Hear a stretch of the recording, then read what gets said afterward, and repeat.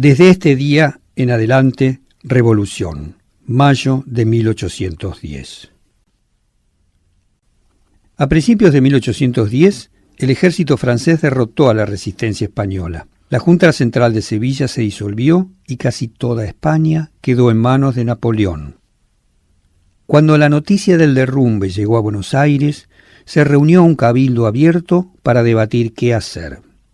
En una votación, se resolvió que al no haber gobierno en España, el virrey debía dejar su cargo y ser reemplazado por una junta local.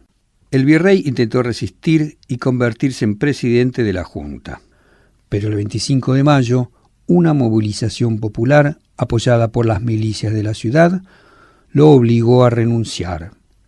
Se nombró una junta en la que no había ningún funcionario colonial. El proyecto de quienes tomaron el poder era elegir a sus autoridades, manejar su economía y no depender más de España. Buscaban una monarquía federal en la que americanos y europeos fueran iguales. Querían autogobernarse hasta que Fernando VII recuperara su trono, si es que alguna vez lo hacía, y luego mantener esa autonomía bajo la órbita del rey. En palabras de un revolucionario, emancipar a las colonias de la tiranía de la madre patria y preservarlas como un grande y floreciente Estado para el representante legítimo de la monarquía española. Invitaciones al Cabildo Abierto del 22 de mayo de 1810. Al Cabildo Abierto se invitó a más de 400 vecinos destacados, todos varones blancos propietarios que eran españoles europeos o españoles americanos, criollos. Asistieron 251 personas. 162 votaron a favor de desplazar a Cisneros y 64 en contra. Estas invitaciones son de Diego Agüero y Pedro Díaz de Vivar. Ambos desconfiaban del movimiento contra el virrey y ninguno fue al cabildo. Díaz de Vivar justificó su inasistencia por haber llovido. El comerciante Agüero usó el papel para hacer cuentas. La noche del 24 de mayo de 1810, este petitorio circuló por Buenos Aires. Le exigía al cabildo, en nombre del pueblo, la formación de una junta de 9 miembros y explicitaba los nombres de los que debían integrarla. También demandaba el envío de una expedición militar al norte para que los pueblos eligieran representantes a la junta. El documento llevó 409 firmas. Se presentó el 25 de mayo, acompañado por una movilización. El cabildo tuvo que aceptar todo lo solicitado en el petitorio. Las primeras firmas que aparecen son las de los jefes de las milicias, formadas tras las invasiones inglesas. Su apoyo era decisivo, ya que manejaban la fuerza armada de la ciudad. Junto a las firmas de Antonio French y Domingo Beruti, agitadores destacados en esos días, se ve "por mí y a nombre de 600". Se referían a hombres del bajo pueblo y de las milicias que no sabían firmar. La mayoría de la población no podía hacerlo porque era analfabeta. Pocas personas accedían a una educación. Entre los firmantes se encuentra un jefe indígena limeño que había viajado a Buenos Aires para entrevistarse con el virrey y luego viajar a España.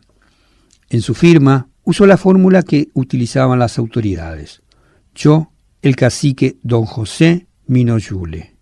En ciertas ocasiones, los líderes de las comunidades indígenas que formaban parte del sistema colonial viajaban a las sedes del poder virreinal para tramitar sus demandas. Petitorio popular. Las hojas llevan sellos que dan cuenta de su fabricación entre 1802 y 1803 y un sello del reinado de Fernando VII. Por este tipo de papel sellado que se usaba para trámites oficiales, la administración colonial recaudaba impuestos. Las hojas fueron hechas en Málaga, en Barcelona y otros lugares. Para la firma se utilizaron distintas tintas, lo cual indica que el documento circuló por distintas manos. Papel perjurado sellado y manuscrito. Se exhibe una copia por cuestiones de conservación. Decisiones y problemas de la Junta. La Junta tomó dos medidas fundamentales apenas instalada.